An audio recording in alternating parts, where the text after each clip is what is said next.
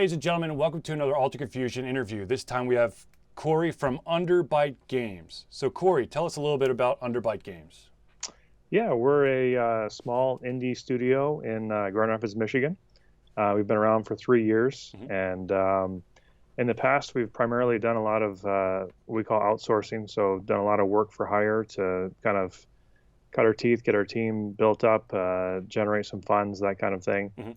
And so that's kind of how we got started. I've been doing games for over 7 years, and 3D animation, the kind of graphics, that kind of thing, for almost 15 now. So cool.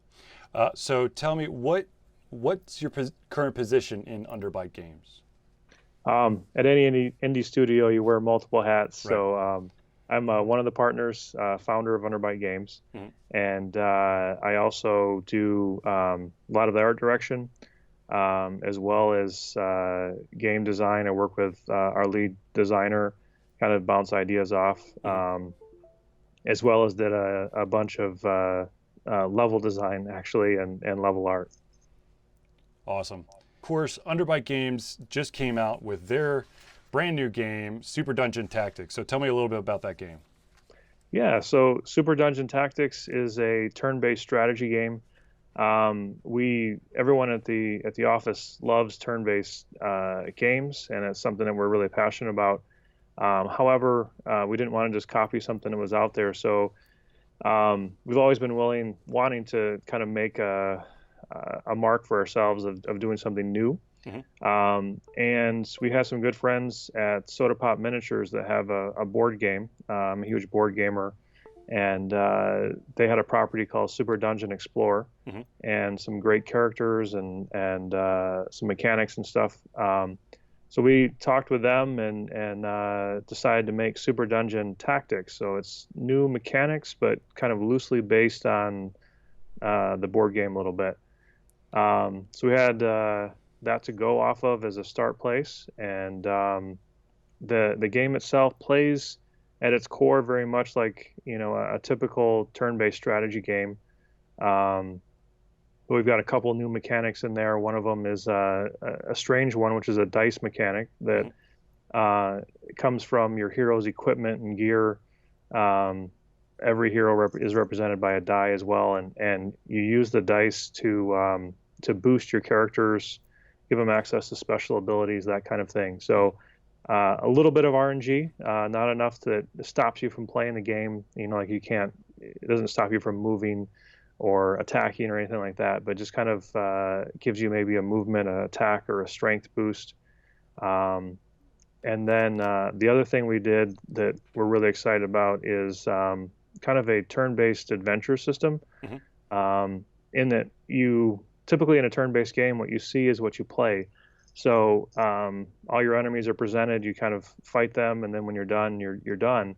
In ours, as you go through the level, new enemies could be revealed. But then also when you finish that, what we call encounter, you're taken to another location, and sometimes several others after that. And there isn't an opportunity for you to heal or go back and switch your heroes. So it's kind of more akin to what you would see in a real-time game, where you kind of have your party, you go in, and hopefully you make it to the end.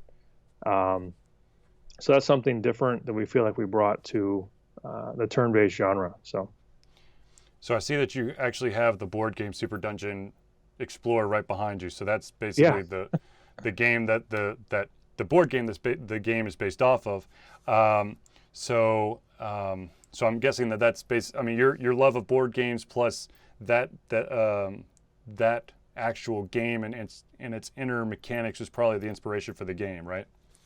Yeah, like I said, we had a great time. We played the board game. We love the characters. They're kind of unique and kind of that chibi, kind of well loved by a lot of people. And it was one of those things where it for board gamers, it kind of feels like a chance to play that kind of experience single player. But we also are heavy digital tactics players. So it just kind of is that crossover product that works really well. And even traditional digital gamers are really loving some of the mechanics, the dice mechanic in particular.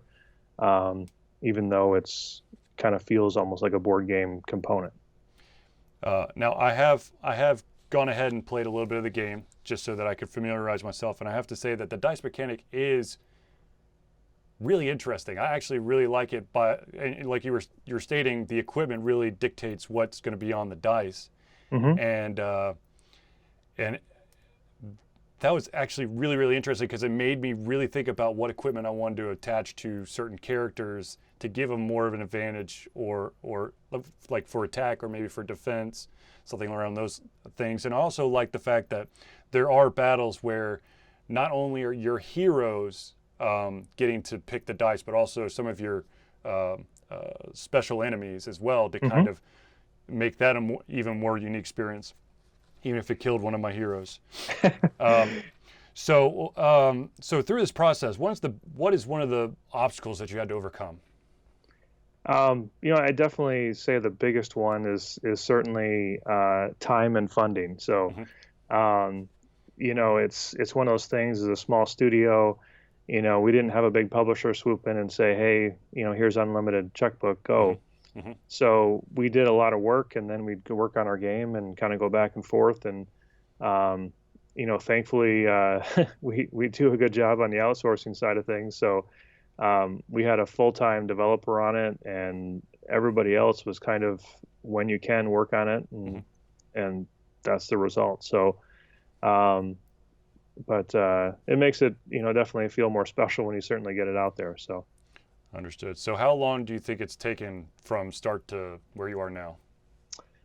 We showed a prototype at PAX, at this time it was PAX Prime, Hmm. in 2015. Hmm. Um, we came up with the idea for the game using what we call paper prototyping. So we actually took board game components, made our own custom dice, and basically built the game to some extent without even coding. Hmm. Uh, but we did all that and then made a prototype that we showed at PAX Prime in about 6 weeks. So that was a little crazy, and showed off the game. Got a lot of interest there, and then we started, basically scrapped all that because that's kind of what prototyping is, Right. and then kind of started over. So, I think we're probably maybe 16 months total, Hmm. as far as time that's gone by. Um, but we've definitely had, breaks and stops and that kind of thing in there. So. Gotcha. So a little bit of a personal question: when you're not in the process of developing, what is it that you like to do?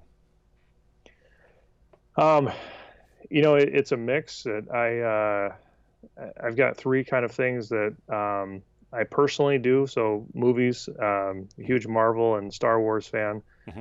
Um, yeah, I'm definitely a huge board gamer. I play a lot of Fantasy Flight X-Wing, Hmm. and from the strategy element.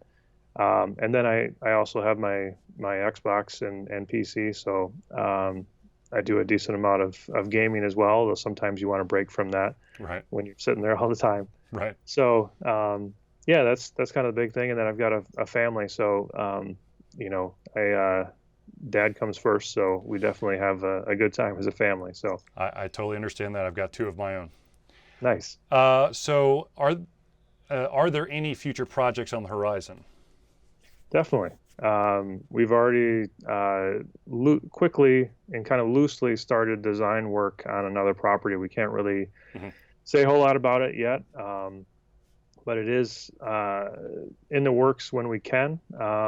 At the moment, though, we're focusing on um, heavily taking care of the current community we've got. We've got an update coming out at the end of this month that we're Hmm. really excited about, and then another one following that. So we're not just releasing the product and hoping for the best. We're listening to the community. Our first update, I think, addressed about probably 80% of suggestions and things that people wanted to see differently.